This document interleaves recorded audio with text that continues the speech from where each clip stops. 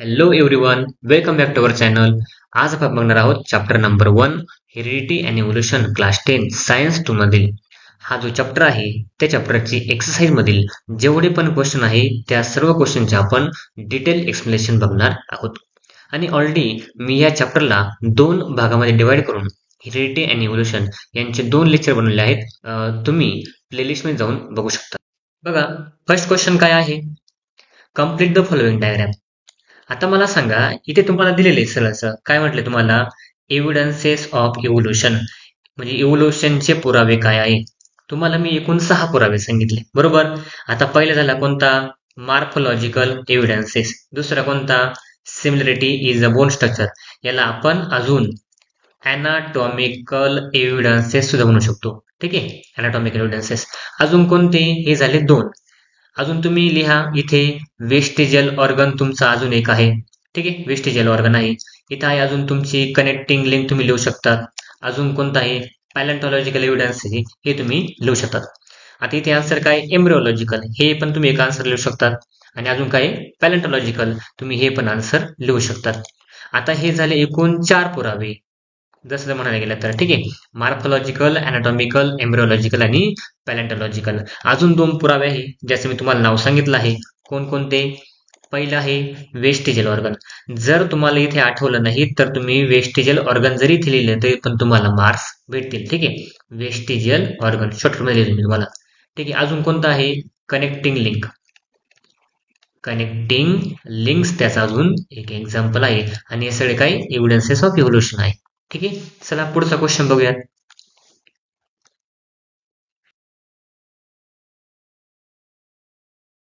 बघा, आपला पुढील क्वेश्चन काय आहे? Question number 2. Read the following statements. खालील स्टेटमेंट वाचा, हे जे आहे ते.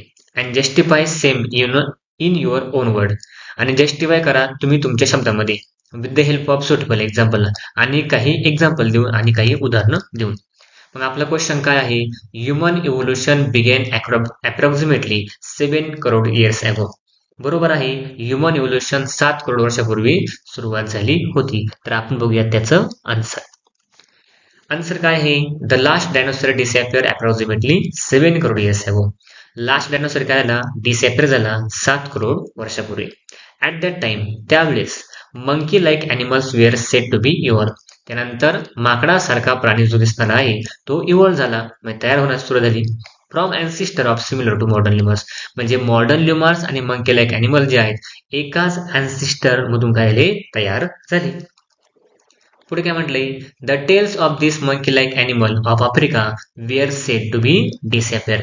म्हणजे या माकडासारख्या दिसणाऱ्या प्राण्याची शेपटी काय झाली? डिसअपियर झाली, शेपटी निघून गेली. त्याला काय म्हणतो आपण? एप. बरोबर. Around 4 crore years ago they develop due to enlargement of brain. त्यांचा ब्रेन काय झाला? डेव्हलप झाला, एनलार्ज झाला. Their hand were also improve. त्यांचे हात सुद्धा वापरण्यात येऊ लागले, म्हणजे ते सुद्धा त्यांचा हातांचा वापर करायला लागले. And thus ape like animal were evolved. आता तुम्हाला म्हटलंय एप म्हणजे काय? शेपटी नसलेला प्राणी आहे, तयार झाला. ठीक आहे, इव्हॉल्व झाला. पुढील आहे gorilla and chimpanzee evolved about the 2.5 crore years ago. त्याच क्वेश्चनचा आन्सर आहे बघा. त्यानंतर from which apes their use their hands for eating food and the other work evolved around the 2 crore years ago. त्यानंतर काय झालं? गोरिला अँड चिंपंजी तयार झाले 2.5 करोड वर्षापूर्वी. ठीक आहे, आता ते एप आहे त्यांचे हात वगैरे आहेत, ते त्यांचे हात कोणता? अन्न खाण्यासाठी किंवा बाकीच्या कामासाठी वापरू लागले 2 करोड वर्षापूर्वी. पुढे काय बघा? The lumbar bones of this ape developed in such a way that they started to stand in an erect. Lumbar bone म्हणजे काय? त्यांचे जे पाठीचा कणा वगैरे आहे आणि ते आपलं जे कमरेचं हाड वगैरे जे आहे तर आपण पेल्विक गर्डल म्हणतो, ते पेल्विक गर्डल सरळ झाले लिंबार बोन जे आहेत. ठीक आहे, आणि ते सरळ सरळ चालायला लागले. ठीक आहे, stand to be erect. Erect म्हणजे काय? सरळ. पोस्चर जे आहेत म्हणजे सरळ सरळ. And their hands become free for use. आणि त्यांचे हात पूर्णपणे फ्री झाले. Giving rise to first human like animal. आणि तेव्हाच आपण म्हणू शकतो की फर्स्ट माणसासारखा दिसणारा प्राणी कोणता तयार झाला. Thus it is justified that the human evolution being approximately 7 crore years ago. त्यामुळे आपण असं म्हणू शकतो की 7 करोड वर्षापूर्वी ह्युमन लाईक अॅनिमल कोणता इव्हॉल्व झाला होता, म्हणजे ह्युमनचे इव्होल्यूशन सुरुवात झाली होती. पुढचा क्वेश्चन बघूयात आपण.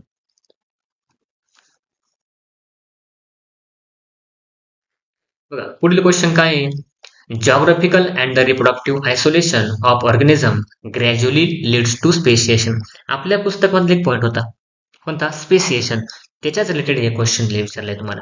बघू आपण त्याचा आन्सर. क्वेश्चन तुम्हाला समजलं का, जिओग्राफी जे आहे कोणतं, रिप्रोडक्टिव्ह आयसोलेशन, जिओग्राफी आणि त्याचं रिप्रोडक्टिव्ह आयसोलेशन ऑर्गनिझमच्या नवीन स्पेसिस बनवतं का, ग्रॅज्युअली का त्या नवीन स्पेसिस बनतात, हा क्वेश्चन आहे तुम्हाला. बघा मग काय दिलं answer, every species survive in specific geographical condition. प्रत्येक जी जमात आहे, जात आहे, कोणता स्पेसिफिक जिओग्राफिकल कंडिशन मध्ये राहत असत. प्रत्येकाची राहण्याची जागा वेगळी आहे, त्याच्या आजूबाजूचं वातावरण वेगळं आहे. काही पहाडी एरियामध्ये राहतात, काही दऱ्या वगैरे असेल, काही झाडं वगैरे असतील, काही पूर्ण उंचावट्या टेकडी वगैरे आहे, अशा कंडिशन मध्ये राहतात, म्हणजे त्यांची काही जिओग्राफी वेगळी आहे. बघा, the requirements of food and habit is specific for each species. प्रत्येकाला लागणारं अन्न, त्यानंतर राहण्याच्या सवयी वगैरे आहे, त्याचं हॅबिटॅट वगैरे आहे, ह्या वेगवेगळ्या आहे. ठीक आहे. They reproductive ability and period also different. त्याची रिप्रोडक्टिव्ह ॲबिलिटी आणि त्यांचा पिरियड जो आहे तो वेगळा आहे. आणि मी तुम्हाला या व्हिडिओमध्ये एक्सप्लेनेशन केलेलं आहे की रिप्रोडक्टिव्ह ॲबिलिटी म्हणजे काय असतं. प्रत्येकाचा गॅस्ट्रेशन पिरियड जो असतो काय असतो, वेगवेगळा. त्यानंतर पुढे काय म्हटलंय, therefore the individual from the one species can not reproduce with the individual from the other species. आता इंडिव्हिज्युअल म्हणजे काय बघा, therefore the individual from one species can not reproduce with the individual from the other species. म्हणजे एका spaces जे बाकीचे तयार होतात ते एका वेळी होऊ शकत नाही. ठीक आहे. पुढे काय म्हणतो मला, when they are separated by the distance or geographical barriers. आता सेपरेट बाय डिस्टन्स म्हणजे त्यांची काही कारणास्तव म्हणजे तुकडे केले गेले. तुकडे म्हणजे कोणते, त्यांना कापलं गेलं का, तर नाही. आपली जिओग्राफी प्रत्येक वेळेस वेगळी गेली. फॉर एक्झाम्पल आता आफ्रिका आहे, आशिया आहे, आपला महाराष्ट्र वगैरे आहे, प्रत्येक भागामध्ये फूडची स्कॅरसिटी होते. म्हणजे ज्या भागामध्ये फूड कमी असायच्या त्या भागामधून काही माणसं जे आहे काही दुसऱ्या भागामध्ये मायग्रेट व्हायचे, शिफ्ट व्हायचे. त्यामुळे कोणता जिओग्राफी होती, त्यांची डिस्टन्स होता तो काय होता, वेगळाच. बॅरियर्स, कधी जर अडचणी आल्या तर माणसं इकडून तिकडे काय होते, मायग्रेट करत होते, मायग्रेशन करत होते. They are said to be isolated geographic. आणि ते त्यांना पूरक असणार वातावरण, असं वातावरण जाऊन राहत होते. पुढे काय म्हणले, when they cannot reproduce with each other they are said to be isolated reproductively. आणि त्यांनी काय, त्यांचं आयसोलेशन झालं, आता त्यांनी रिप्रोड्यूस करू शकलं नाही. आता ज्या प्राण्याला सफिशियंट अमाऊंटमध्ये तुम्हाला म्हटले अन्न, वस्त्र आणि निवारा असेल पूर्णपणे, कोणता, तो प्राणी वडिलांसाठी जास्त अन्न देतो. पण त्याला रिप्रोडक्टिव्ह आयसोलेशन झालंच नाही पूर्णपणे, की रिप्रोडक्शन करण्यासाठी फूड वगैरे जर नसेल त्यांचं रिप्रोडक्शन होत नव्हतं. त्यानंतर the ancestor species of both these subspecies may be the same, but due to the isolation of over a very long time duration, there is a genetic variation between two. Therefore, the isolation leads to speciation. म्हणजे काय, आपण बघितल्याप्रमाणे आता हे देशाच्या वेगवेगळ्या भागामध्ये जाऊन राहिले, कोणते वेगवेगळे भाग जे आहेत, त्यामुळे त्यांच्याकडे व्हेरिएशन आलं त्या जिओग्राफिकल कंडिशन नुसार. जणू ते सेमच राहिले. आपण बघा आता आफ्रिकामध्ये राहणारा माणूस, भारतामध्ये राहणारा माणूस, कोणत्या केरळमध्ये राहणारा माणूस, दुसऱ्या एखाद्या देशामध्ये राहणारा माणूस, या सगळ्यांच्या सेलमध्ये किती बरोबर 46 क्रोमोझोम आहे, पण त्यांचा चेहऱ्याचा कलर आहे, त्यात जेनेटिक मेकअप आहे, तो वेगवेगळा आहे. ठीक आहे. बघू पुढलं क्वेश्चन आपण. थर्ड क्वेश्चन काय आपला, सी नंबरचा, study of fossil is an important aspects of study of evolution. आता फॉसिल जे आहेत म्हणजे काय, आपण बघितलं की भरपूर साऱ्या प्राण्यांचे अवशेष जमिनीखाली गाडले गेले. आता हे इम्पॉर्टंट अस्पेक्ट असू शकेल का, महत्वाचं साधन असू शकेल का इव्होल्युशनसाठी, म्हणजे उत्क्रांतीचा अभ्यास करण्यासाठी हे फॉसिल महत्वाचं आहे का, अस्पेक्ट असं त्यांनी विचारले. काय म्हणतात आन्सर काय मग, the remnants and the impression of organism, कोणता, that remain preserve underground are called fossil. यांचे जे रिमेनंट्स आहे, जे बाकीचे बॉडीचे पार्ट आहे ते जमिनीखाली गाडले गेले, प्रिझर्व झाले, कोणता, त्याला आपण काय म्हणतो, फॉसिल असं म्हणतो. पुढे बघा, carbon consumption of animal and plant stop after death and since then only the decaying process of carbon 14 occurs continuously. मला सांगा, तुम्ही जर लेक्चर बघितलं असेल आपलं, तर तुम्ही लेक्चर बघितलं असेल कोणतं, कार्बन 12. इथे बघा मी तुम्हाला सांगतोय, कार्बन 12 आणि कार्बन 14 हे दोन्ही कार्बन जेव्हा ऑर्गॅनिझम लिव्हिंग असतो तेव्हा, कार्बन 12 आणि कार्बन 14 म्हणतो तुम्हाला, म्हणजे कार्बन 14 आणि कार्बन 12 हे दोन्ही पण अवेलेबल असतात. पण जेव्हा पूर्णपणे ॲनिमल डेथ होतोय, कार्बन 40 काय होतो, कंटिन्युअसली डिकिंग होतो, म्हणजे कमी कमी होत जातो. पहिल्यांदा हा जर रेशो म्हटला आपण, दोघांचा पण रेशो बॉडीमध्ये 50-50% असतो. नंतर ॲनिमल मेल्यानंतर कोणता कार्बन 14 जो रेशो आहे कंटिन्युअसली डिक्रीज होत चालतो. ठीक आहे, कमी कमी होत चालतो. पुढे काय म्हटले, द रेशो ऑफ कार्बन 14 आणि कार्बन 12 इथे दिले बघा तुम्हाला. Carbon 12 changes continuously as carbon 12 is non-radioactive is in dead plants and the animals. आता डेड आणि प्लॅन्ट्स अॅनिमल काय कार्बन 12 कसं आहे नॉन रेडिएक्टिव्ह आहे, त्यामुळे तो कमी होत नाही. कार्बन 14 कमी कमी होत चालतो. द टाइम पास सिन्स म्हणजे जेव्हा टाइम होऊन गेलाय, since the death of plant or animal can be calculated by the measuring the radioactivity. मग आपण काय करतो, जेव्हा टाइम जास्त होईल किंवा आपले हे फॉसिल सापडतील तेव्हा आपण याचं काय करतोय, एज फाइंड आउट करतोय. ठीक आहे, of carbon 14 and the ratio of carbon 14 to carbon 12 present in the remains कोणता of dead organism. म्हणजे हा रेश तुम्हाला बघायला भेटतो कार्बन 12 चा किती, आता तो नॉन रेडिओएक्टिव्ह आहे, तो कमी होत नाही, पण कार्बन 14 काय होतो, कमी होतो. Thus study of fossil is an important aspect. त्यामुळे ते महत्वाचं आहे. ठीक आहे, of evolution since it can be use in the palaeontology anthropology for determining the age of fossil and deducing information about their ancestor. म्हणजे palaeontology हे शास्त्र आहे, अँथ्रोपॉलॉजी शास्त्र आहे. म्हणजे आपण पुरात्म जे असतात म्हणजे पुराश्म जे असतात म्हणजे भरपूर सारे जे आपल्याला जुन्या प्राण्यांचे असतील, जुन्या वनस्पती वगैरे असेल, यांचे जे आपलं अवशेष सापडले, कोणती आपली एक शाखा आहे, ती शाखा काय करते पूर्णपणे यांचं त्या अनुषंगाने आयडेंटिफाय करते कोणतं हे किती दिवसांनी झाले असतील किंवा किती दिवसांनी पूर्णपणे मेलेले असतील, कारण त्याला आपण ऍसिस्टचा शोध लावू शकतो. ठीक आहे, पुढे बघा.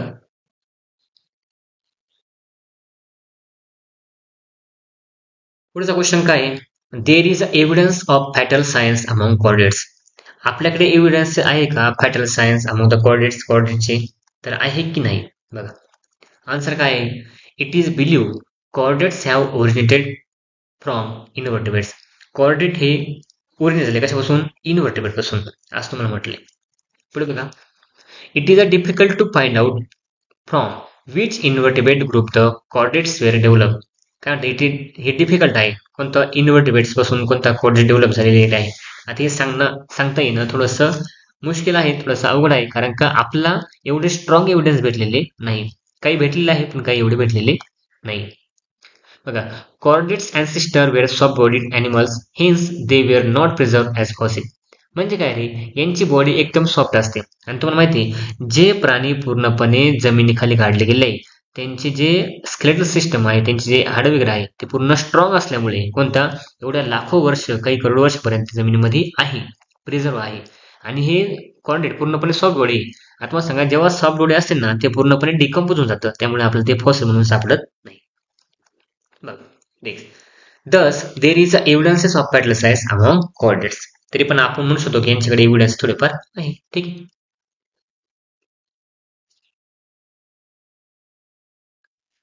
पुढील क्वेश्चन काय म्हणतो तुम्हाला, complete the statement by choosing correct option from the bracket. आता तुम्हाला ब्रॅकेटमध्ये म्हणजे काय, ब्रॅकेटमध्ये जे तुम्हाला आन्सर दिले आहे हे आन्सर करेक्ट जागेवर तुम्ही भरा. त्यामध्ये पहिला क्वेश्चन आहे आपला काय रे, the causality behind the sudden changes. आता सडन चेंजेस म्हणजे तुम्ही ओळखला असं सडन चेंजेस म्हणजे काय असते. ठीक आहे, the causality behind the sudden changes.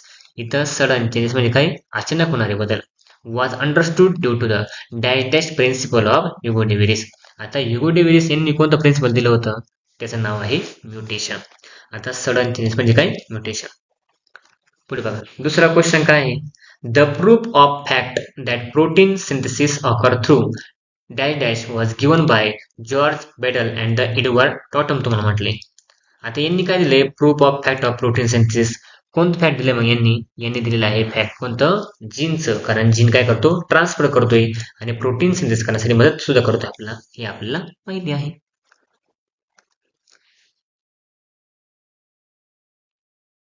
पुढील क्वेश्चन काय म्हटलंय, transfer of information from molecules of DNA to mRNA is called. आता ज्यांनी लेक्चर बघितलं ना 100% क्वेश्चनचा आन्सर जाईल. काय आन्सर सांगा बरं, याचा आन्सर आहे ट्रान्सक्रिप्शन. कोणतं, डीएनएच्या जागेवरील माहिती कोणतं एमआरएनए घेऊन येतो, याला काय म्हणतो आपण, ट्रान्सक्रिप्शन. पुढे बघा, इव्होल्युशन मीन्स. इव्होल्युशन म्हणजे काय रे, ग्रॅज्युअल चेंजेस, ग्रॅज्युअल डेव्हलपमेंट आपण असं म्हणू शकतो. ठीक आहे, ग्रॅज्युअल डेव्हलपमेंट. पुढे, vestigial organ dash dash present in human body is a proof of evolution. असं कोणतं वेस्टर्न ऑर्गन आहे, कोणतं ते आपल्या बॉडीमध्ये प्रेझेंट आहे आणि ती एव्हिडन्सचं प्रूफ आहे. दिलं तुम्हाला कोणतरी अपेंडिक्स. Very good.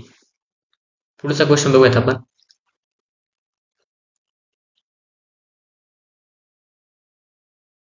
पुढील क्वेश्चन काय आहे?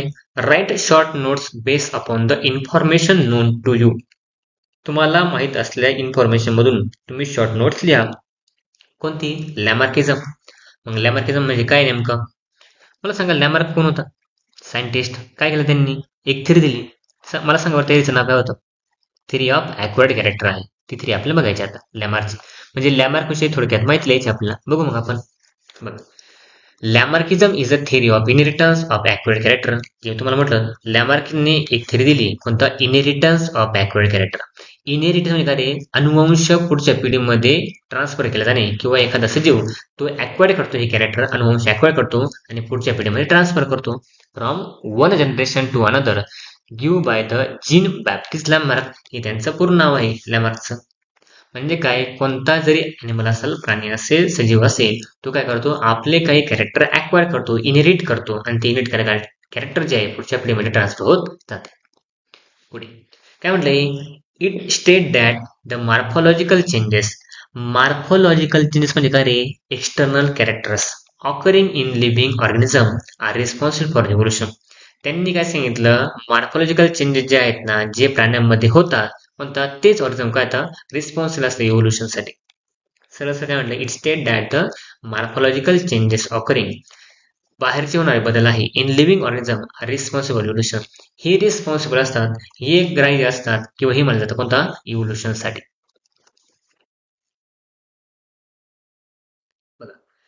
पुढे काय दिलेलं आपल्याला? मॉर्फॉलॉजिकल चेंजेस मे ऑकर्स ग्रॅज्युअली. आता हे मॉर्फॉलॉजिकल चेंजेस हळूहळू होतात, असं कोणाचं म्हणणं होतं? Lamarck. Either due to specific activities or laziness of a particular organism. इथे आपल्या पुस्तकातले डायरेक्ट ओळ तुम्हाला दिलेली आहे. कोणती? मॉर्फॉलॉजिकल चेंजेस जे असतात ते ग्रॅज्युअली होतात, म्हणजे हळूहळू होतात. Either due to specific activity, तुम्ही जर काही ऍक्टिव्हिटी करत असाल तेव्हा, किंवा तुम्ही त्या ऑर्गनचा, त्या शरीराचा वापर करत असाल त्या भागाचा, किंवा तुम्ही लेझीनेस म्हणजे काय? तुम्ही जर त्याच्या पूर्णपणे कंटाळवाणा केला, जर आळस केला, तर काय? Of a particular organism. पुढे काय म्हटलंय? Example, browsing of leaves of the tall plant cause by the neck of giraffe. म्हणजे काय? जिराफाची मान उंच का झाली? कारण का? ब्राउझिंग ऑफ लिव्स खाण्यासाठी. कोणता? उंच वाढणाऱ्या झाडाचे आहेत. ठीक आहे, त्यामुळे काय? जिराफाची मान उंच झाली. Frequent hammering of movements cause by the shoulders of iron Smith. म्हणजे काय? आयरन स्मिथ जो आहे, जो लोहार आहे, कोणता? त्याने कंटिन्युअस हातोडा लोखंडावरती मारून मारून त्याचे काय झाले? हात पूर्णपणे, म्हणजे त्याचे शोल्डर जे आहेत काय झाले? स्ट्रॉंग झाले. हॅमरिंग म्हणजे काय? मारणे continuous. Inactivity cause by weakening of the wings of bird like emu आणि ऑस्ट्रिच. आता मी तुम्हाला म्हटलं इथं ऑस्ट्रिच आणि इमू येते. ठीक आहे, इथं तुम्ही अजून एक नाव लिहून घ्या, the wings of bird like the ostrich आणि इमू. कारण का? हे दोन पक्षी असताना सुद्धा त्यांना उडता येत नाही, कारण का? त्यांनी त्यांच्या पंखाचा वापरच केला नाही, because of activities of laziness. ठीक आहे, लेझीनेसमुळे. Legs of swan and duck have become useful for swimming. आता लेग्स कोणते? पाय. शॉन आणि डक असा पक्षी कोणता? ते पाण्यात पोहतात व्यवस्थित, कारण का? त्यांचे पाय मॉडिफिकेशन झाले. Have become useful for swimming due to living in water. Due to burrowing habits of snake their lost their egg. मग आता तुम्हाला इथे म्हटले, सिम्पल काय आहे? माणसाने जर ऍक्टिव्हिटीज जर केल्या, किंवा त्या ऑर्गनचा वापर केला, किंवा तो लेझीनेस असेल, तो आळशीपणा केला, जर त्याने त्या अवयवाचा वापर केला नाही, एक तर ते अवयव इनहेरिट होतील पुढच्या पिढीमध्ये, किंवा जर त्याने अवयवांचा वापर केलाच नाही, तो पुढच्या पिढीमध्ये इनहेरिट होणार नाही, म्हणजे जाणार नाही. ठीक आहे, ते ऑलरेडी आपण थेरीमध्ये बघितलेले. पुढचा क्वेश्चन बघूयात आपण.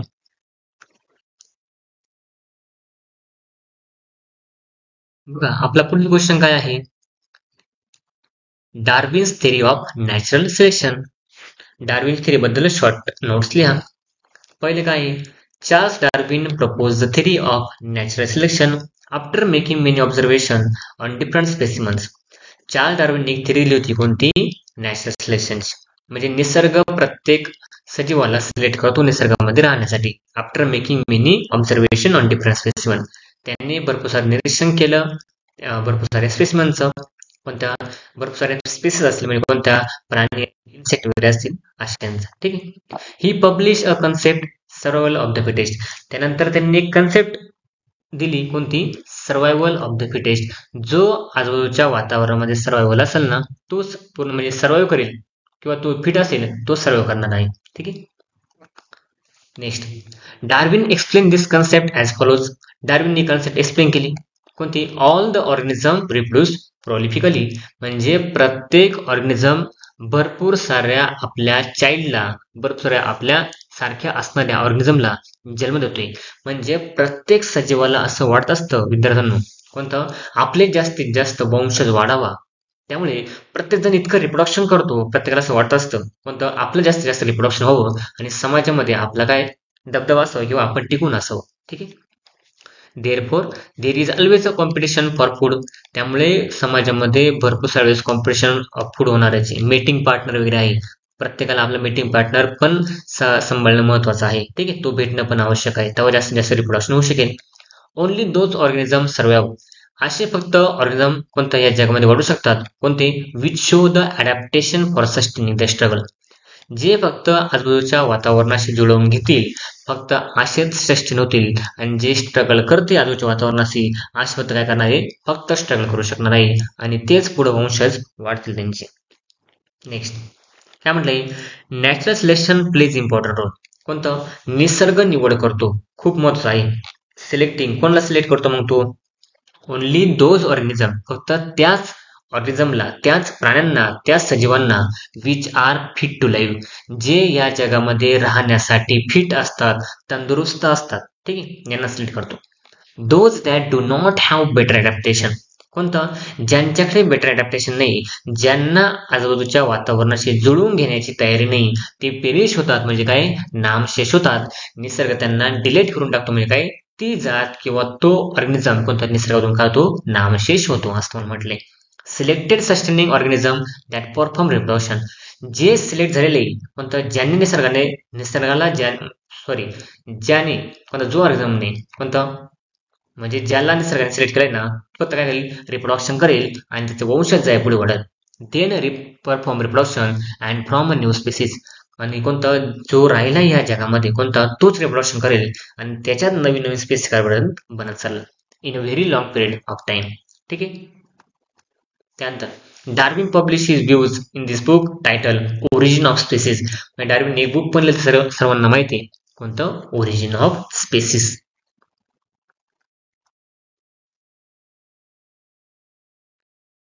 आपला पुढील क्वेश्चन आहे एम्ब्रिओलॉजी. एम्ब्रिओलॉजी म्हणजे काय? तुम्हाला सर्वांना एम्ब्रिओ माहित असेल काय आहे. एम्ब्रिओ म्हणजे काय? आपण असला म्हणतो भ्रूण. आपण त्याला मराठीमध्ये नाव दिलेले भ्रूणशास्त्रीय पुरावे, एम्ब्रिओलॉजिकल एव्हिडन्सेस. ठीक आहे. इथे काय embryology? Embryology is a branch of biology. ती बायोलॉजी एक ब्रँच आहे that deals with the study of different stages of development of embryo. म्हणजे अशी एक ब्रँच आहे सायन्सची की वेगवेगळ्या स्टेज मधले एम्ब्रिओ करते आणि यालाच काय म्हटलं आपण? एम्ब्रिओलॉजी. पुढे एम्ब्रिओलॉजी इनेबल्स. एम्ब्रिओलॉजी इनेबल्स आहे कशासाठी? As to comparatively study the developmental stages of various animal. म्हणजे एम्ब्रिओलॉजी आपल्याला काय करते? कम्पॅरेटिव्हली स्टडी दाखवते कोणता? प्रत्येक ऑर्गॅनिझमचा एम्ब्रिओ कसा असेल, डेव्हलपमेंट स्टेज कसा असेल हे आपण बघतोय.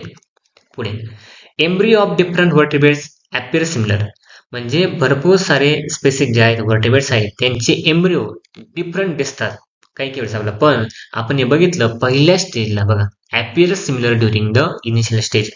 जेव्हा त्यांची पहिली स्टेज वगैरे असते कोणत्या? आता पहिल्या स्टेजमध्ये हे एम्ब्रिओ जवळपास सारखे दिसतात, जवळपास अप्रॉक्सिमेटली नाही. And this similarities decrease gradually as embryo develop. आता ही सिमिलरिटी जी आहेत ना कमी कमी होत जाते जेव्हा जो ऑर्गन काय होतो किंवा एम्ब्रिओ जो आहे डेव्हलप होत चालतो.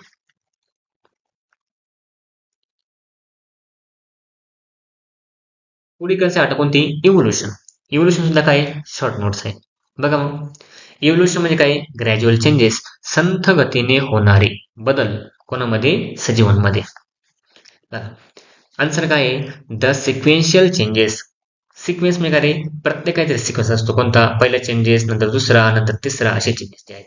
Sequential changes in the groups of living organism that take place very gradually is called as a evolution.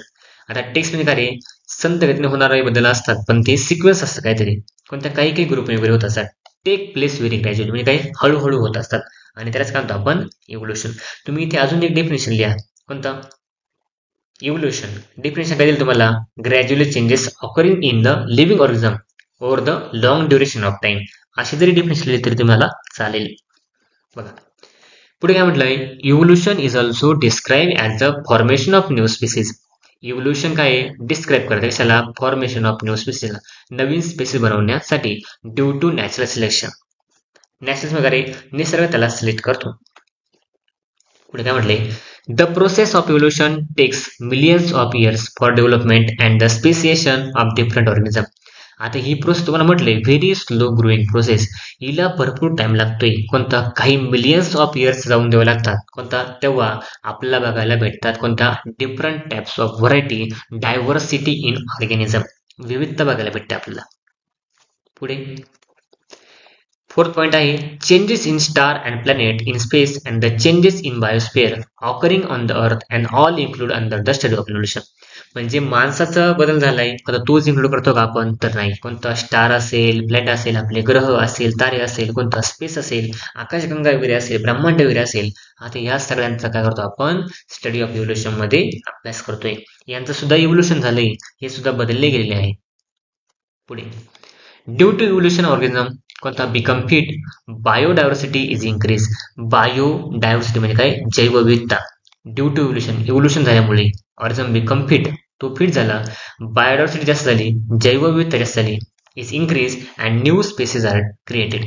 आता ही बायोडायव्हर्सिटी इन्क्रीज झाली आणि नवीन नवीन स्पेसीज आपल्याला बघायला भेटतात किंवा त्या तयार झाल्या, क्रिएट झाल्या असं आपण म्हणू शकतो.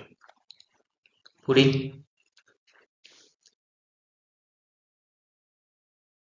पुढले क्वेश्चन आहे आपला कनेक्टिंग लिंक म्हणजे काय? बघू आपण आन्सर. आन्सर काय आहे इथं? कनेक्टिंग लिंक म्हणजे काय रे? असा कोणता एक ग्रुप आहे प्राण्यांचा, तो दुसऱ्या प्राण्यांशी साम्य दाखवतो आणि त्यालाच काय म्हणतो आपण? Connecting link. आन्सर काय मग आपलं? Connecting link are the some plants or animal. Connecting link म्हणजे काय? काही वनस्पती आणि काही प्राणी दॅट शो मार्फॉलॉजिकल कॅरेक्टर. ते मार्फॉलॉजिकली कोणतं? त्यांच्या शरीराचे जे कॅरेक्टर असतात, कोणतं? बाह्य जे कॅरेक्टर असतात, ठीक आहे, ते काय करतात? By which they can be related to different group of organism. म्हणजे त्यांचे शरीरातले जे मार्फॉलॉजिकल कॅरेक्टर आहे, कोणते एक्सटर्नल कॅरेक्टर आहे, जे आपण बघितलं, कोणकोणते? तुम्हाला मार्फॉलॉजिकल मध्ये माहिती आहे कोणकोणते आहे तरी पोरांनो? कोणता? इयर पिन आपण बघितलं, त्यानंतर कोणता? हेअर आहे, presence of hair on body. अजून काय आहे मुलांनो? आपण पर्यंत बघितलं बघा, कोणता? लिप शेप आहे, लिपिनेशन आहे, ही काय? मार्फॉलॉजिकल कॅरेक्टर्स आहे. आता कनेक्टिंग लिंक मध्ये आपण काय काय बघितलं बघा, कोणकोणतं? आपण पहिले बघितलं डगबिल प्लॅटिपस आहे, त्यानंतर कोणतं? लंग फिश आहे, नंतर कोणतं आहे रे पोरांनो? नंतर कोणतं आहे? बोला पटकन. पहिले काय होतं? लंग फिश, डगबिल प्लॅटिपस, नंतर पेरिपॅटस. Very good. बघा, connecting links are some plant or animal that show morphological characters by which they can be related. ते जुळवून घेतात किंवा त्यांचे कॅरेक्टर दिसतात of different groups of organism.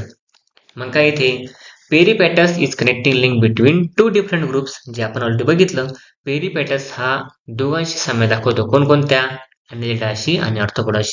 आता ज्यांनी व्हिडिओ लेक्चर बघितलं असेल ते मला सांगतील, आता कमेंट करतील, मला कमेंट बॉक्समध्ये कमेंट पाहिजे. ॲनिलिडा हा कोणत्या ग्रुप?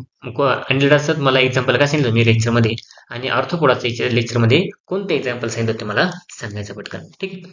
It show. आता पेरिपॅटस काय? कनेक्टिंग लिंक आहे कशामधला? ॲनिलिडा आणि ऑर्थोपोडा या ग्रुपमधला, ठीक आहे. It show annelids like the characters. म्हणजे हा पेरिपॅटस ॲनिलिडा सारखा आणि ऑर्थोपोडा सारखा दोघांचे पण कॅरेक्टर दाखवतो. कोणकोणते? बघा, मग ॲनिलिडचं कॅरेक्टर कोणकोणतं आहे? सेगमेंटेड बॉडी, त्याच्या बॉडीला सेगमेंट आहे, थिन क्युटिकल आहे, पॅरापोडिया लाईक ऑर्गन आहे, म्हणजे काय? पायासारखा स्ट्रक्चर वगैरे आहे, चालण्यासाठी काय असतात? पाय वगैरे असतात, ठीक आहे. It also shows arthropods like character such as tracheal respiration and open circulatory system. म्हणजे हा दोघांशी पण साम्य दाखवतो. कोणकोणता? पेरिपॅटस हा ॲनिलिडा आणि ऑर्थोपोडा या दोन्ही पण ग्रुप सोबत साम्य दाखवतो. पुढे बघा काय काय? Duck bill platypus is connecting link between mammals and reptiles. Duck bill platypus नावाचे एक प्राणी आहे, तो काय करतो? साम्य दाखवतो, लिंक शो करतो. कोणाबरोबर? मॅमल्स आणि कोणता? रेप्टाइल्स. हा रेप्टाइल्स म्हणजे कोणता असतो? पूर्णपणे सरपटणाऱ्या प्राण्यांचा ग्रुप आहे. हा मॅमल्स म्हणजे काय असतो? जे प्राणी पूर्णपणे त्यांच्या बॉडीवरती हेअर असतात, मेमरी ग्लँड वगैरे असते, त्यांचा ग्रुप कोणता आहे? मॅमल्स आहे. It show similarity with the mammals due to presence of mammary gland and hair. त्यांच्या बॉडीमध्ये काय असतात? मेमरी ग्लँड्स आणि हेअर असतात. It let's egg like reptiles.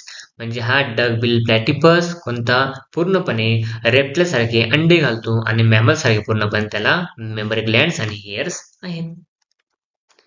पुढे बघा कोणता आहे? Fourth, lung fishes are connected links between fishes and amphibians. Lung fish हा कोणासोबत काम दाखवतो? फिशेस आणि एम्फिबियन्स. म्हणजे मासे आणि बेडका कोणता? बेडकांसारखे.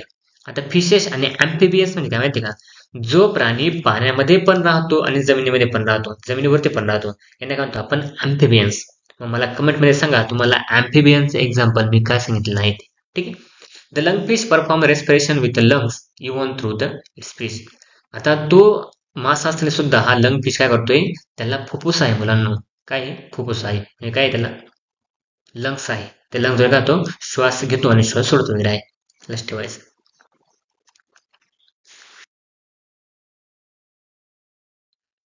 पुढचा क्वेश्चन आहे आपला, define heredity. Explain the mechanism of heredity changes.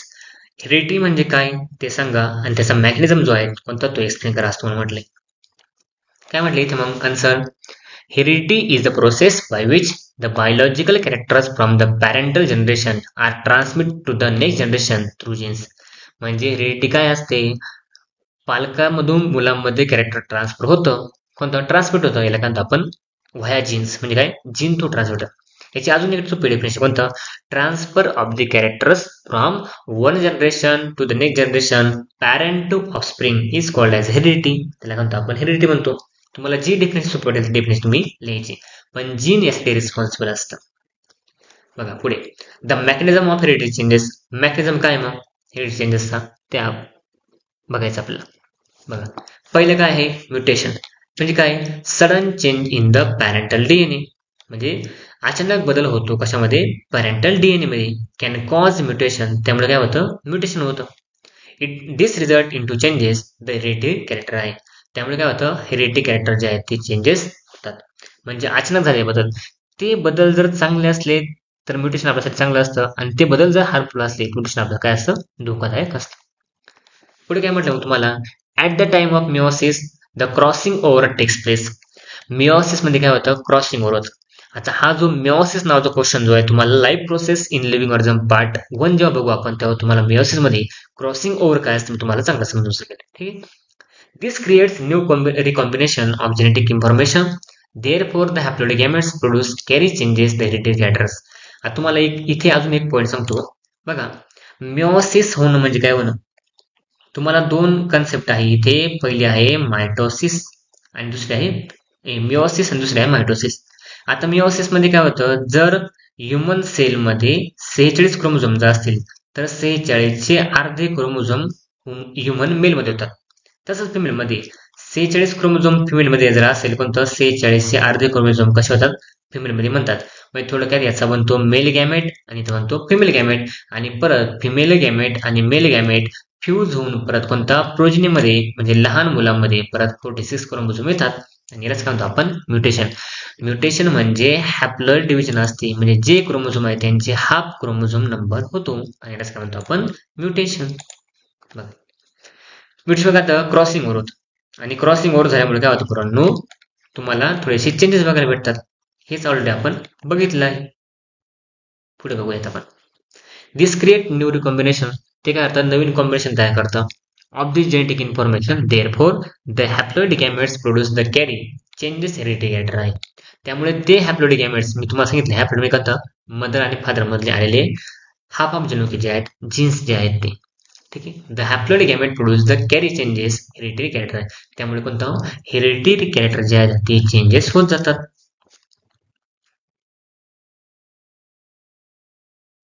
पुढील क्वेश्चन काय आहे आपला? बघा लॉंग क्वेश्चन आहे. Define vestigial organ. Write names of some vestigial organs in human body and write the names of those animal in the whom organs are functional.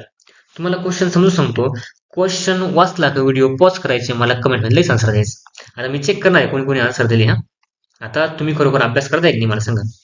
आता इथे काय म्हणतो मला? Define vestigial organ. Vestigial organ म्हणजे काय? म्हणजे काय? जे ऑर्गन आपल्यासाठी उपयोगाचे नसतात त्यांना काय म्हणतो आपण? Vestigial organ. Write names of some vestigial organ. तुम्ही काय वेस्टिजियल ऑर्गनची नावं लिहा in human body and write, म्हणजे ह्युमन बॉडीमध्ये असणारे वेस्टल ऑर्गन कोणते, जे माणसाला त्याचा उपयोग होत नाही असे ऑर्गन तुम्ही लिहायचे. पण असे ऑर्गन बाकीच्या प्राण्यांमध्ये युजफुल आहे ते सुद्धा लिहायचे. ठीक आहे. आता मला व्हिडिओ पॉज करायची. व्हिडिओ पॉज केली तुम्ही लगेच कमेंटमध्ये सांगायचं वेस्टिजल ऑर्गन आपल्या ह्युमन बॉडीमध्ये कोणकोणते, एकूण किती आहे. एकूण मी तुम्हाला किती सांगितले, 4 ते 5 ऑर्गन्स आहे वेस्टल ऑर्गन. पटापट कमेंटमध्ये कमेंट करायचे. ठीक. पुढचा आन्सर काय म्हणतो मला, vestigial organ are degenerated or under develop useless organ of organism. म्हणजे वेस्टेज ऑर्गन काय, degenerated and under develop useless organ आहे. म्हणजे ते आपल्या शरीरामध्ये एवढे डिजनरेट झालेले नाही, डिजनरेट पूर्णपणे आपल्या शरीरामध्ये ते उपयोगाचे नाही आणि ते हळूहळू डिजनरेट झाले, म्हणजे त्यांचा आपला उपयोग होणार नाही किंवा ते परत होऊ शकत नाही. जसे की शेपटी आहे, ठीक आहे, अंडर डेव्हलप आहे, त्यांची डेव्हलपमेंट अजून एवढी झालेली नाही आणि ते डिजनरेट होत चालले. ठीक आहे. Useless organ in organism. पुढे काय म्हणतो तुम्हाला, some vestigial organ in human that are functional in other animals are as follow. कोणता फंक्शनल आहे पण बाकीच्या प्राण्यांमध्ये, म्हणजे कसे काय फंक्शनल आहे ते बघू आपण. ह्युमन मध्ये काय फंक्शनलेस आहे आणि बाकीच्या ऑर्गन काय फंक्शनल आहे. मग कोणकोणते, पहिलं अपेंडिक्स. अपेंडिक्स म्हणजे काय रे, आपल्या डायजेस्टिव्ह सिस्टमला कोणता असणार एक पार्ट, तो काय म्हणतात मग appendix. It is fully functional in ruminants, म्हणजे काय जे प्राणी रवंथ करतात त्यांच्यामध्ये काय अपेंडिक्स फंक्शनल आहे. फॉर डायजेशन ऑफ सेल्युलोज, सेल्युलोजचं डायजेशन करण्यासाठी. जे प्राणी कच्चा चारा खातात कोणता, त्यांच्यामध्ये पूर्णपणे अन्न पचवण्यासाठी कोणतं असतं, रुमिनंट्स मध्ये अपेंडिक्स नावाचा एक भाग असतो. पुढे या क्वेश्चन आन्सर पुढे अजून. ठीक आहे. पुढे आहे मसल्स ऑफ इयर पिन्ना. कोणता, इयर पिन्नाचे जे मसल्स आहे, आपल्या कानाचे स्नायू आहे ते. It is useful in monkeys. आता माणसामध्ये ते युजफुल नाही पण ते मंकीमध्ये युजफुल आहे. कशासाठी, and other animal like the rabbit's, cow, horses etcetera. म्हणजे पूर्णपणे आपल्या ससा आहे, त्यानंतर गाय आहे, त्यानंतर घोडा वगैरे आहे, यांच्यामध्ये महत्वाचं आहे कोणतं, मसल्स, स्नायू कानाचे.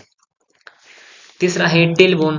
टेलबोन मध्ये काय म्हणतो मला, it is useful in other mammals for balance. आता टेलबोन बाकीच्या प्राण्यांमध्ये काय बॅलन्स करण्यासाठी महत्वाचे आहे आणि आपल्याला तुम्हाला अजून एक सांगतो, बाकीच्या प्राण्यांना सेटिंग करण्यासाठी. ठीक आहे, हे टेलबोनचा उपयोग होतो. द बॉडी हेअर्स, कोणतं, अंगावरती असणारे जे केस आहे, they are useful in the other mammals for the insulation against the cold. म्हणजे आपण थंडीपासून वाचण्यासाठी आपण काय होतो, सुरक्षित आहे. आणि बॉडी हेअरचं टेम्परेचर बॅलन्स करणे सुद्धा एक काम राहतं, हे पण लक्षात ठेवायचं. ठीक आहे. 5वं विजडम टीथ, म्हणजे काय, अक्कलदाढ. आपल्या तोंडामध्ये जे सगळ्यात लास्टचे दात असतात, कोणतं, विजडम टीथ, अक्कलदाढ त्याला म्हणतो आपण. ती अक्कलदाढ आपल्याला काही काम येत नाही पण बाकी प्राणी ती कामाचे आहे. कारण का, they are present in mammals with large jaws of chewing raw food. म्हणजे प्राणी रॉ फूडचं सेवन करतात, कोणता चिविंग करतात, त्यांना बारीक बारीक करून खातात, यांच्यामध्ये काही महत्वाचं आहे विजडम टीथ. तसं जर बघायला गेलं आपल्यामध्ये एवढं महत्वाचं नाही, कारण का आपण कधी पण खाताना दोन्ही दाताने सेम वेळा चावत नाही, दोन्ही पण दाड्याने जे आहे कोणतरी एकाच साईडने आपण खातो, त्यामुळे आपल्या एवढं उपयोगाचं होत नाही.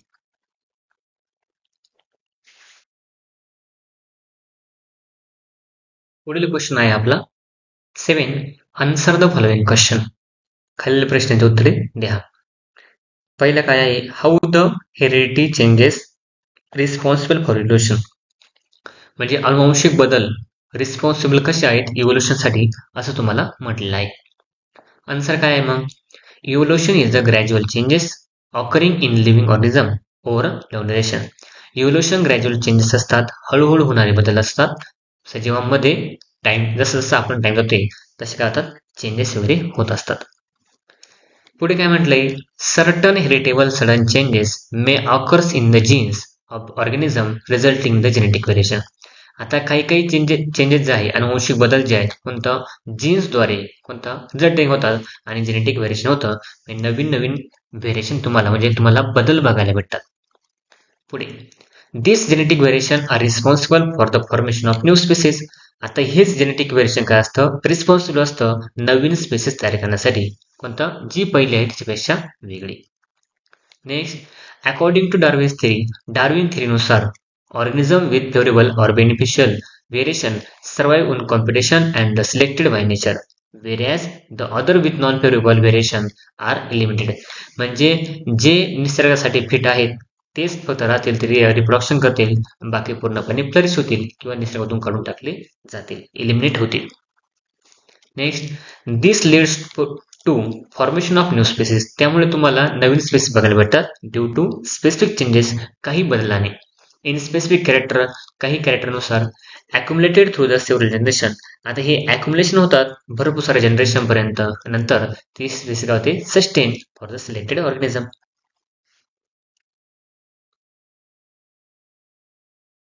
नेक्स्ट क्वेश्चन आहे तुमचा, explain the process of formation. Complex protein बनण्याची प्रोसेस काय. आता तुम्हाला सर्वांना माहिती आहे transcription, translation, translocation. Transcription, translation आणि ट्रान्सलोकेशन. आता या तीन प्रोसेस ज्या आहेत कोणत्या, त्या रिस्पॉन्सिबल असतात फॉर्मेशन ऑफ कॉम्प्लेक्स प्रोटीन साठी. आन्सर बघा मग, डीएनए फॉर्म्स एमआरएनए. एमआरएनए काय, मॅसेंजर आरएनए. आणि एमआरएनए फॉर्म प्रोटीन. डीएनए काय फॉर्म करतो, एमआरएनए म्हणजे मेसेंजर आरएनए डीएनएची एक कॉपी घेऊन येतो आणि एमआरएनए फॉर्म प्रोटीन, आणि नंतर एमआरएनए प्रोटीन बनवतो, आणि याच प्रोसेसला काय म्हणतो आपण, सेंट्रल डोग्मा. पुढे, RNA is produce as per the sequence of nucleotide. RNA काय करतो, produce as per the sequence of nucleotide. आता याचा जो सिक्वेन्स आहे डीएनएचा कोणता, त्या सिक्वेन्सनुसार कोणता आरएनए प्रोड्यूस करतो, प्रोटीन तयार करतो. The sequence of nucleotide in mRNA produce is always complementary to the DNA स्टँड. म्हणजे याची एक स्टँडची कॉपी त्यासारखी सेम कॉपी कोण बनवतं, आरएनए बनवतो. ठीक. RNA is synthesize by the process called transcription. आणि याच काय म्हणतो आपण, या प्रोसेसला ट्रान्सक्रिप्शन असं म्हणतो. म्हणजे थोडक्यात एमआरएनए जातो डीएनएच्या एका स्टँडची कॉपी घेऊन येतो, आणि त्या कॉपीवरती जो न्यूक्लियोटाइड कोड असतो यालाच काय म्हणतो मुलांना आपण, ट्रान्सक्रिप्शन आहे. पुढे, the mRNA comes in the cytoplasm. MRNA कुठे आला मग, सायटोप्लाझम मध्ये. म्हणजे त्यांनी एका स्टँडची कॉपी घेऊन आला, तो कुठे आला, सायटोप्लाझम मध्ये. विथ कोडेड मेसेज, म्हणजे त्याला काही जीन्स असतात, काही कोडिंग असतात from DNA. The message content the codes of amino acid. त्या मेसेज मध्ये काय असतो, अमिनो ऍसिडचा कोड असतो. The code of each amino acid consist of 3 nucleotide called as a triplet codon. आता हे जे अमिनो ऍसिड असतात कोणत्या, 3-3च्या कोडच्या फॉर्मॅटमध्ये असतात, आणि त्याच काय म्हणतो आपण, ट्रिपलेट कोडॉन असं म्हणतो. Each mRNA contain the 1000 of triplet codon. आता या एमआरएनए मध्ये फक्त एकच कोडॉन असत नाही, तर 1000 ऑफ कोडॉन असतात, भरपूर सारे कोडॉन वगैरे असतात. पुढे त्याचं आन्सर पुढे, हा कॉम्प्लेक्स प्रोटीनचा 4th पॉईंट आहे त्याचा. Amino acid are supplied by the tRNA. Amino acid काय करतात, सप्लाय करतात कुठे, टीआरएनए. ट्रान्सफर आरएनए काय करतो, अमिनो ऍसिड सप्लाय करतो. ऍज पर द मेसेज, तर काय, as per the message of mRNA. For this tRNA has anticodon having the complementary sequence to the codon on mRNA. This process called as a translation. म्हणजे हा transfer करतो amino acid, आणि याच प्रोसेसला काय होतं आपण, ट्रान्सलेशन. ठीक आहे. पुढे, the amino acid brought in the by tRNA. The amino acid brought in by tRNA is bonded together by the peptide bond. तो पेप्टाइड बॉन्डने काय असतो, जोडलेला असतो. बॉट म्हणजे आला टीआरएनए कडून. ठीक आहे. With the help of rRNA. RRNA कोणता, रायबोझोमल आरएनए. ड्युरिंग दिस प्रोसेस रायबोझोम कीप्स मुव्हिंग. कोणता, इकडून तिकडे मूव्ह करतो, एका एंड पासून तर परत बाकीच्या एंड पर्यंत mRNA by the distance of 1 triplet codon. म्हणजे तो एक एक कोडॉनने पुढे पुढे चालत असतो, शिफ्ट होत असतो, आणि याच प्रोसेसला काय म्हणतो आपण, कमेंट करा मला या प्रोसेस सांगा मला काय म्हणतो आपण. आता हे झालं ट्रान्सलेशन, आणि याला काय म्हणतो आपण, ट्रान्सलोकेशन. ठीक आहे. आणि अशा प्रकारे कोणतं कॉम्प्लेक्स प्रोटीन बनत असतं. पुढील question, explain the theory of evolution.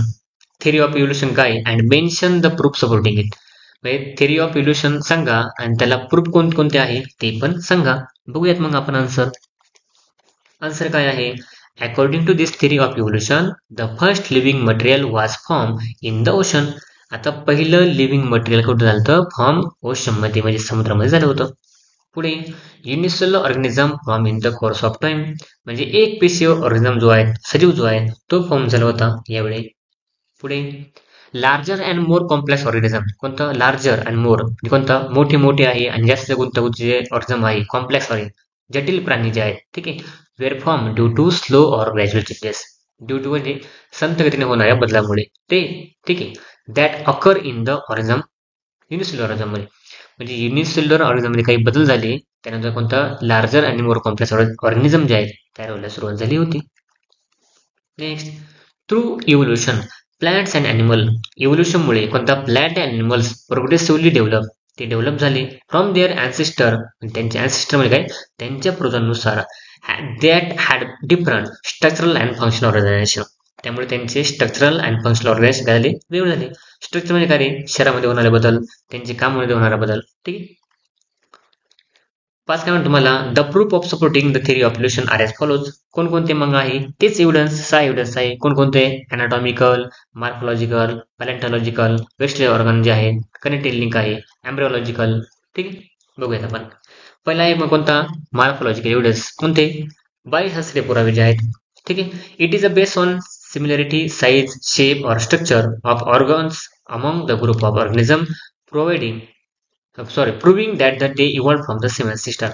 याचे एक्झाम्पल कोणते, मी तुम्हाला व्हिडिओमध्ये एक्सप्लेन केले नाही बघा. मॉर्फोलॉजिकल एव्हिडन्स आपण एकूण 3 प्राणी बघितले. कोणकोणते, आपण बघितलं डॉग्स आहे, त्यानंतर शीप आहे, नंतर फॉक्स आहे. त्यांचे डोळे, त्यांचे कान, शरीरावरती असणारे केस, आणि हाच कोणता आहे, मॉर्फोलॉजिकल एव्हिडन्सेस आहे. नेक्स्ट काय तुम्हाला म्हटलं, anatomical evidences. It is based on similarity in the structure of bones and the bony joints and the organs of the animals. यामध्ये पण आपण 4 प्राणी बघितले. हे 4 प्राण्यांचे हाड बघितले. कोणकोणते, कमेंट करा. anatomical evidence आहे, जे स्केलेटल सिस्टम आहे त्याचा आपण स्टडी केलं होतं. वेस्टिजियल ऑर्गन, असे ऑर्गन कोणतं आपल्यासाठी युजलेस आहे पण ब्रांचसाठी काय असते, युजफुल आहे, तेच एव्हिडन्स आहे. It is based on the theory that some useless organ are degenerate, शरीरातून निघून गेले, और अंडर डेव्हलप आहे, तेवढे एवढे डेव्हलप झालेले नाही, due to non functionality through the several years, कारण का आपण त्यांना वापरलेलंच नाही भरपूर साऱ्या वर्षापासून, त्यामुळे. पुढे आहे palaeontological evidences. It is a base on the study of remains and the impression of organism that remain preserve underground as possible. म्हणजे असे काही प्राण्यांचे अवशेष जमिनीखाली आपल्याला बघायला भेटत आहेत ऑर्गॅनिझमचे. ठीक आहे, त्याला काय म्हणतो आपण, फॉसिल असं म्हणतोय, आणि याच फॉसिलला काय म्हणतो आपण, palaeontological evidences. Next, connecting links. काय म्हटलं इथे, it is related to the some plants और animal that show morphological characters by which they can be related to the different groups of organism. Comment करा, मला सांगा. कनेक्टिंग लिंक मध्ये आपण कोणाकोणाचे एक्झाम्पल बघितले, पटापट सांगा. फर्स्ट कोणतं, डगबिल प्लॅटिपस. सेकंड सांग पटकन. पहिलं आहे डगबिल प्लॅटिपस, दुसरं पेरिपेटस, आणि तिसरं लंगफिश. Very good. 6वा, एम्ब्रिओलॉजिकल एव्हिडन्सेस. काय म्हटलंय, it arises from the comparative study of embryological development stages of various vertebrates. आपण एक डायग्राम बघितली होती, त्या डायग्राम मध्ये फर्स्ट इनिशियल स्टेजला सगळ्या प्राण्यांचे एम्ब्रिओ जवळपास आपल्याला सारखे बघायला भेटले होते. तेच एव्हिडन्स आहे एम्ब्रिओलॉजिकल एव्हिडन्सेस. पुढील क्वेश्चन आहे आपला, explain with suitable example importance of anatomical evidences. तुम्ही एक्सप्लेन करा विथ एक्झाम्पल, कशाचा, इव्होल्युशनचा. कोणतं पण, अनाटॉमिकल एव्हिडन्सेस, जे आपण मगाशी तुम्हाला मी कमेंट मध्ये सांगायला लावलं. कोणकोणते, 4 लेग ऑफ ऑक्स, त्यानंतर फ्लिपर ऑफ व्हेल आहे, त्यानंतर ह्युमन हँड आहे, तेच आपल्याला बघायचे. बघूयात आन्सर काय मग. बघा, there are similarities in the structure of anatomy of different animal group. तुम्हाला सिमिलरिटीज बघायला भेटते कोणता, डिफरंट ॲनिमल ग्रुपमध्ये, त्यांच्या हाडामध्ये. कोणकोणता, ह्युमन हँड, 4 लिंब ऑफ कॅट आहे, हे तुम्ही 4 लिंब ऑफ ऑक्स तुम्ही टाकू शकतात. बघा, 4 लिंब ऑफ ऑक्स. प्लॅटेजियम ऑफ बॅट्स आहे, इथं पॅटेजियम नाही, प्लॅटेजियम ऑफ बॅट्स आहे. ठीक आहे. And the flipper of whale are similar in the internal anatomy. म्हणजे त्यांचे हाडांचे जे स्ट्रक्चर आहे भरपूर सारे सिमिलर बघायला भेटत आहेत. ठीक आहे. There is a similarity in the bones and the joints of all this specimen. ठीक आहे, त्यांचे बोन्स आणि त्यांच्या जॉईंट्स मध्ये आपल्याला सिमिलरिटीज बघायला भेटते, म्हणजे सारखेपणा बघायला भेटतो. दुसरं, external morphology does not show any similarity. आता त्यांची जी एक्सटर्नल मॉर्फोलॉजी आहे, कोणतं, आपण प्रत्येक वेळी प्रत्येक प्राणी सारखे दिसल असं काही नाही.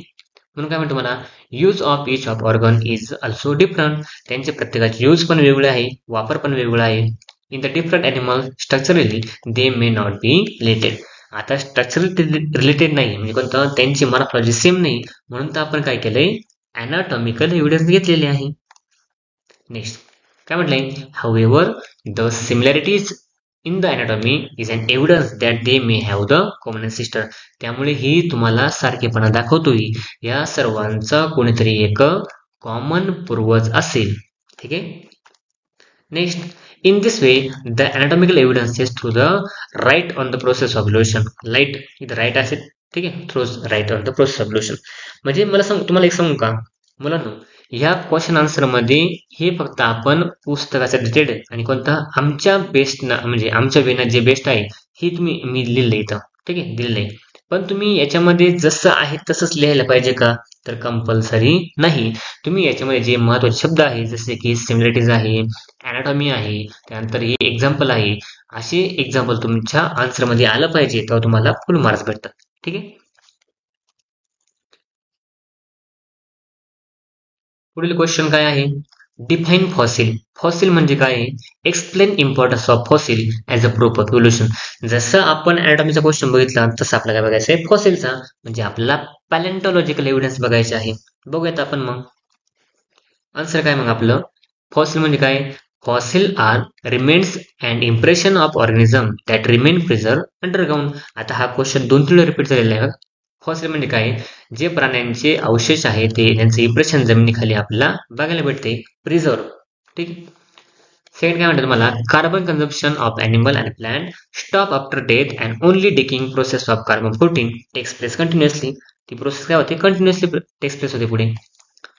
द रेशिओ ऑफ कार्बन 14 आणि कार्बन 12 चेंजेस कॉन्स्टंटली. तुम्हाला सर्वांना माहिती आहे कार्बन 14 आणि कार्बन 12 हे कोणते सजीवामध्ये असतात. कोणता कार्बन 12 हा नॉन रेडिएक्ट असतो, त्यामुळे कोणता तो काय होतो, पूर्णपणे काहीच फरक पडत नाही आणि कार्बन 14 काय होतो, कमी कमी होत जातो. नेक्स्ट काय म्हणतो तुम्हाला, द टाइम पास. कोणता, जेव्हा टाइम जाणार आहे कोणता, ॲनिमल मेल्यानंतर. Since the death of plant and animal can be calculated by the carbon dating method. मला आता कमेंटमध्ये सांगायचे, मी तुम्हाला एक्सप्रेशन जेव्हा दिलं तेव्हा एक सायंटिस्टचं नाव सांगतो. कोणतं सायंटिस्ट, ज्यांनी ही कार्बन डेटिंग मेथड शोधून काढली होती. सायंटिस्टचं नाव पटापट सांगायचे. ठीक आहे. By the measuring of radioactivity carbon 14 and ratio of carbon 14 and carbon 12 present in the remains of the dead organism. ठीक आहे. त्यामुळे आपण त्यांच्या कार्बन 14च्या आणि कार्बन 12च्या रेशिओवरून कोणतं ते फॉसिल केव्हाच आहे त्याचं एज आपण फाइंड आउट करू शकतो. Next, this study of fossil is an important aspect. त्यामुळे स्टडी ऑफ फॉसिल जे आहेत ते आपलं इम्पॉर्टंट आस्पेक्ट आहे इव्होल्युशनसाठी. It can be use palaeontology and anthropology for determining the age of fossil. म्हणजे जे माणसं पुराण्या काळामधले म्हणजे जुन्या काळामधले जे महाल वगैरे आहे, जे गड वगैरे आहे, त्याच्यात आपण पॅलेंटॉलॉजी जे आहेत, ठीक आहे, आणि अँथ्रोपॉलॉजी आहे. म्हणजे पुराजीवशास्त्राचे जे माणसं काम करतात, कोणता सायंटिस्ट काम करतात, कोणता त्यांना हे काम येतं. ठीक आहे, त्यांचं एज फाइंड आउट करण्यासाठी. म्हणजे आपण बघतो बघा, कधी कधी ऐकतो हा किल्ला इतके वर्षाचा आहे, कोणता इथे आपलं एवढं वर्षाचा फॉसिल सापडलाय. ते कसं काय फाइंड आउट करतात कार्बन डेटिंग मेथडवरून. Determine the age of fossil and deducing information about their ancestor. त्यांच्या पूर्वजांबद्दल आपल्याला इन्फॉर्मेशन कळते. पुढे बघूयात मग आपण.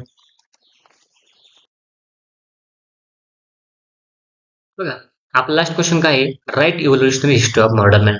मॉडर्न मॅनची इव्होल्युशनरी हिस्ट्री लिहा.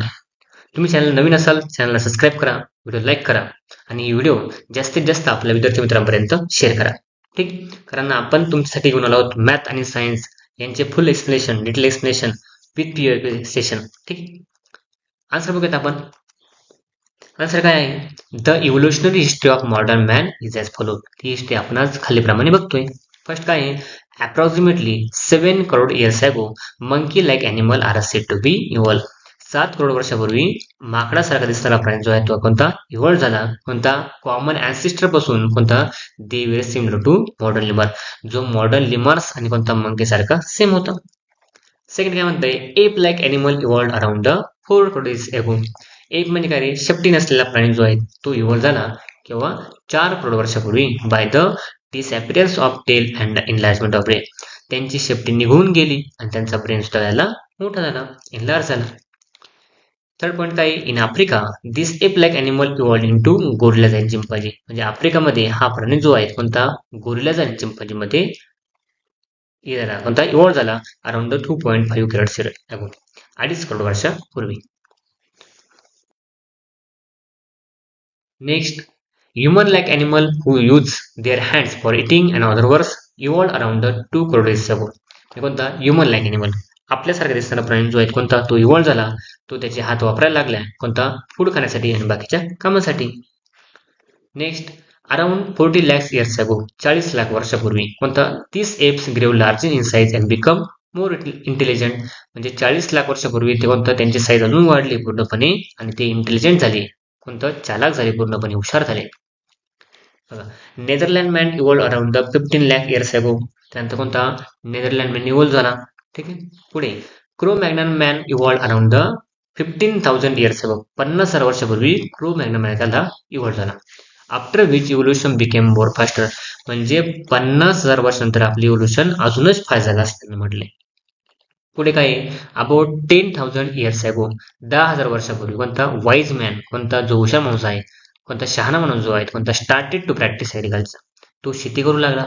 मॉडर्न सायन्स कोणता इमर्ज अबाउट द 400 अगो. कोणतं मॉडर्न सायन्स इमर्ज झालं 400 वर्षापूर्वी.